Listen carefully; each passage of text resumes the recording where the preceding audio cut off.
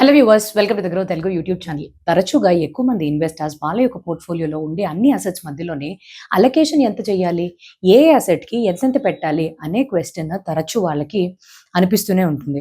And మనం పెట్టిన allocation అనేది కరెక్టా కాదా అనేది డబుల్ చెక్ చేసుకుంటూ ఎప్పుడు దీనిపైన ఒక సందేహం అనేది వ్యక్తపరుస్తూనే ఉంటాం. దీన్ని క్లారిఫై చేయడానికి ఈరోజు ఈ వీడియో ద్వారా మీ ముందుకు రావడం జరిగింది. ఈ వీడియోలో అసలు మనం ఏం చూస్తామనంటే ఇద్దరు వ్యక్తుల యొక్క కథ. ఇందులో ఇద్దరు ఇన్వెస్టర్స్ 10,000 చొప్పున అంటే ఒకేసారి ఇద్దరు కూడా 10,000 రూపాయలని 1 జనవరి 2007లోనే ఇన్వెస్ట్మెంట్స్ చేశారు. అయితే ఇప్పుడు 31 డిసెంబర్ 2025 అంటే సుమారుగా 19 సంవత్సరాల తర్వాత వాళ్ళకి వచ్చిన అనుభవాలేంటి అండ్ వాళ్ళకి వచ్చిన ఆదాయాలేంటి, సో ఇట్లాగా ఇద్దరికి కూడా వేరే వేరే అనుభవాలే కలిగినాయి. సో నేనేం చెప్తున్నానంటే ఒక పర్సన్ ఇందులోనే కంప్లీట్గా తీసుకెళ్లి ఈక్విటీస్లో ఇన్వెస్ట్ చేస్తే ఇంకో వ్యక్తి దాన్ని 50% విడదీసి కొంత ఈక్విటీలోనే అండ్ ఈక్వల్ పోర్షన్ అయిన 50% తీసుకెళ్లి గోల్డ్లో ఇన్వెస్ట్ చేశారు. సో అయితే ఈ ఇద్దరి మధ్యలోని ఈ 19 సంవత్సరాల పాటుగా స్టాక్ మార్కెట్ యొక్క ఆటుపోట్లకి ఎదుర్కొంటూ ఒకళ్ళ యొక్క పోర్ట్ఫోలియో చాలా వాలటైల్గా గడిస్తే ఇంకొకళ్ళ పోర్ట్ఫోలియో చాలా స్టేబుల్గా మంచి ఆదాయాన్ని తెచ్చిపెట్టింది. ఇద్దరిలో ఎవరిది ఆ స్టోరీ ఆ గ్రోత్తో పాటు స్టెబిలిటీతో ముందుకు వెళ్ళారు అని తెలుసుకోవాలని అనుకుంటే తప్పకుండా ఈ వీడియోని చివరిదాకా చూసేయండి.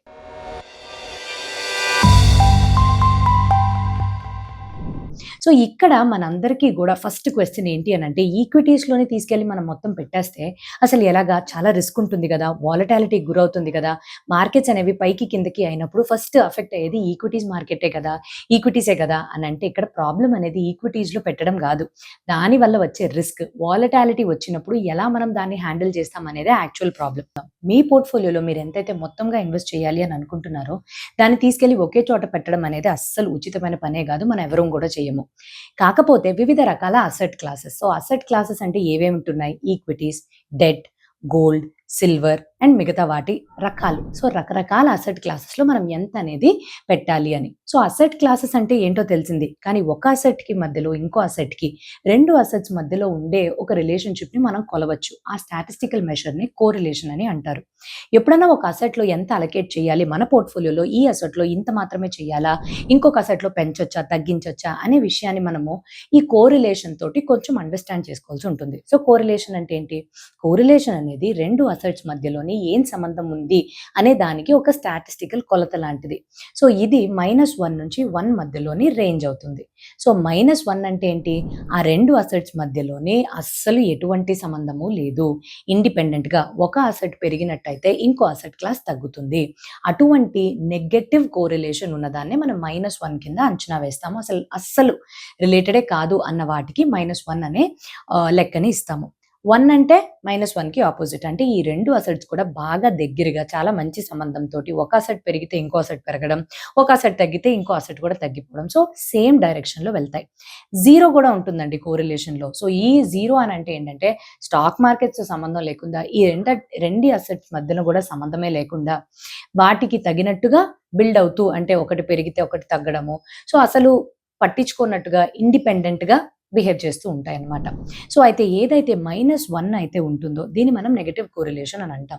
ఈ నెగటివ్ కోరిలేషన్ అనేది చాలా ముఖ్యం. మీరు ఏర్పరచుకుంటున్న పోర్ట్ఫోలియోలో ఉండే అసెట్స్ మధ్యలో ఎంతైతే నెగటివ్ కోరిలేషన్ ఉంటుందో అంత మంచి డైవర్సిఫైడ్గా ఉంటుంది మీ యొక్క పోర్ట్ఫోలియో. డైవర్సిఫై అంటే ఏంటి? మీ యొక్క రిస్క్ని తగ్గించుకుంటూ అదే టైంలోని రిటర్న్స్ని కూడా పెంచుకునే తీరులో అనమాట. సో ఇప్పుడు ఈ కోరిలేషన్ మెషర్ అనేది -1, 0, 1 ఉంటుంది అని మనం అర్థం చేసుకున్నాం కదా. కానీ ముఖ్యంగా ఇంకా మనం అర్థం చేసుకోవాల్సిన విషయం ఏంటి అని అంటే కొన్ని ఎగ్జాంపుల్స్ ద్వారా ఇది చూద్దాం. సో మొట్టమొదటిది మనం కంపేర్ చేయబోయేది 3 విషయాలు ఇక్కడ. మొట్టమొదటిది equities and debt. So equities and debt రెండు కూడా స్టాక్ మార్కెట్కి సంబంధించిన ఇన్స్ట్రుమెంట్స్. సో వీటి రెండింటి మధ్యన లో కోరిలేషన్ అనేది ఉంటుంది. అంటే ఒకేలా బిహేవ్ చేయకపోయినా ఎంతో కొంత సంబంధం అనేది ఉంటుంది. ఎందుకంటే స్టాక్ మార్కెట్ యొక్క రియాక్షన్స్ బట్టే కదా ఈ రెండు ఇన్స్ట్రుమెంట్స్ అనేవి మూవ్ అవుతాయి.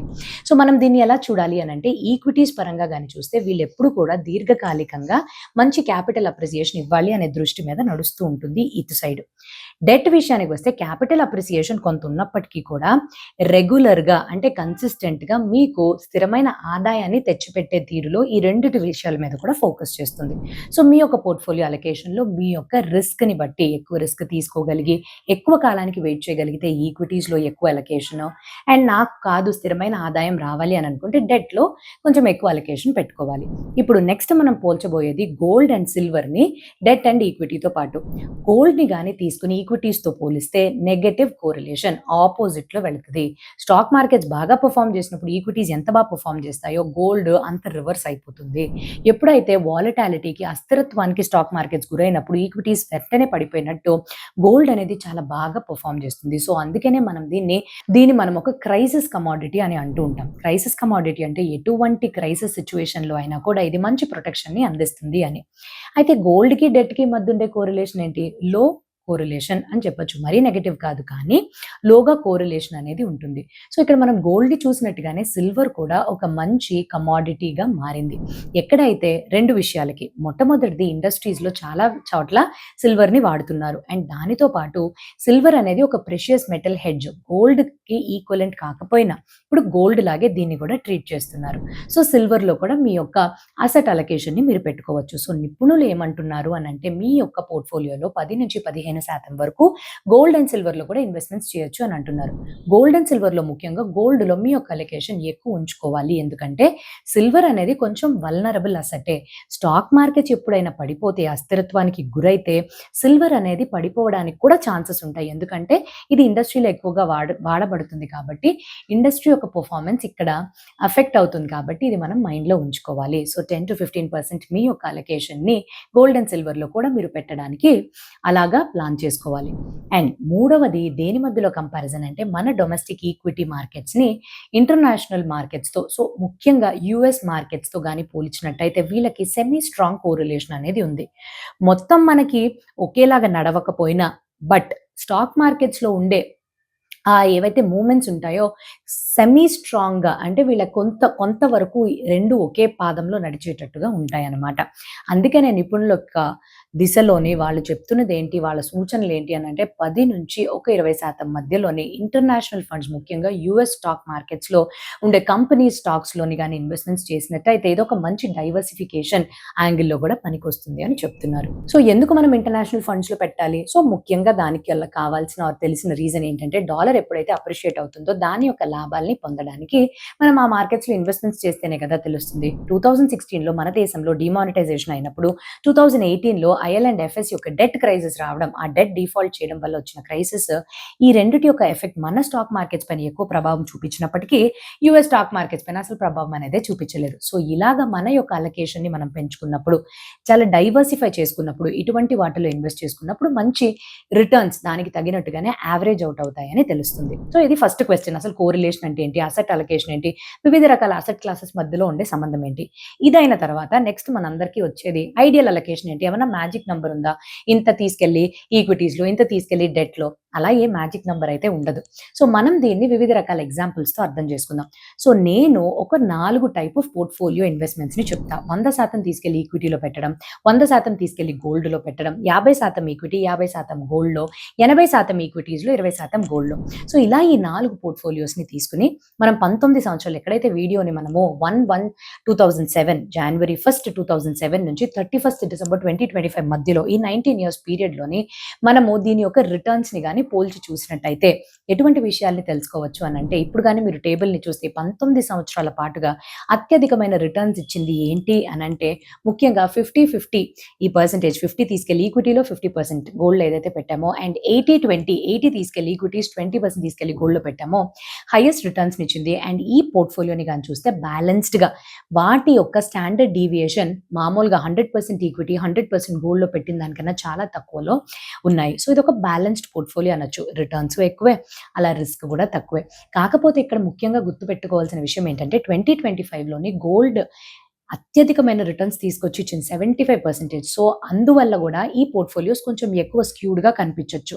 ఇవన్నీ తీసివేస్తే ఫైనల్‌గా చెప్పే కన్క్లూజన్ ఏంటంటే ఏదైతే 80% ఈక్విటీ అండ్ 20% గోల్డ్‌లో పెట్టిన ఈ పోర్ట్‌ఫోలియో అనేది బ్యాలెన్స్డ్‌గా మంచి రిటర్న్స్‌ని తెచ్చిపెట్టడంతో పాటు స్టాండర్డ్ డీవియేషన్ అంటే రిస్క్ ఫ్యాక్టర్ కూడా తక్కువ ఉన్నట్టుగా తెలుస్తుంది.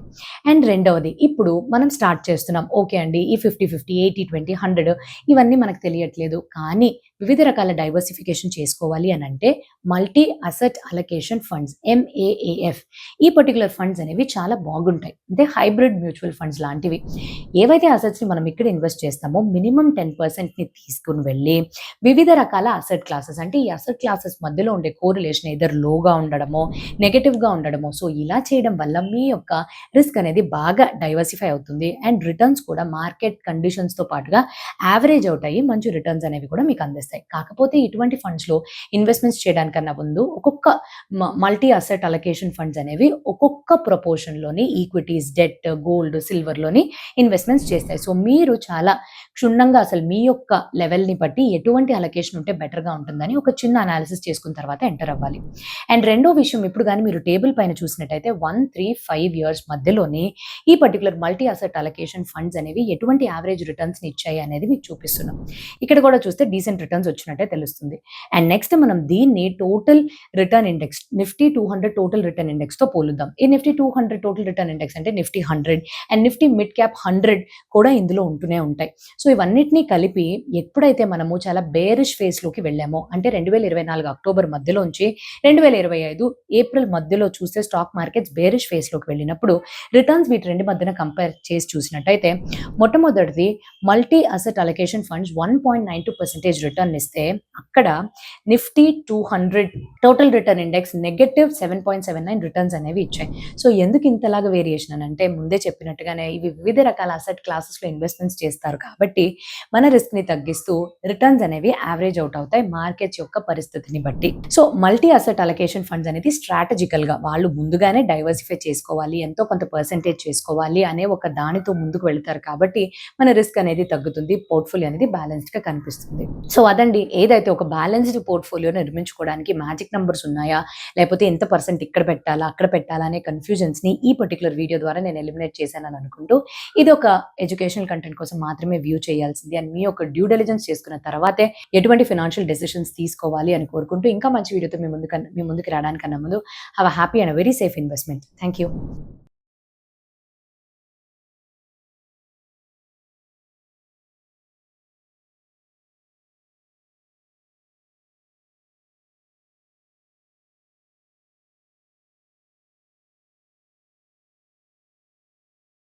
Investment in securities market are subject to market risks. Read all the related documents carefully before investing. Please read the risk disclosure documents carefully before investing in equity shares, derivatives, mutual fund, and or other instruments traded on the stock exchanges.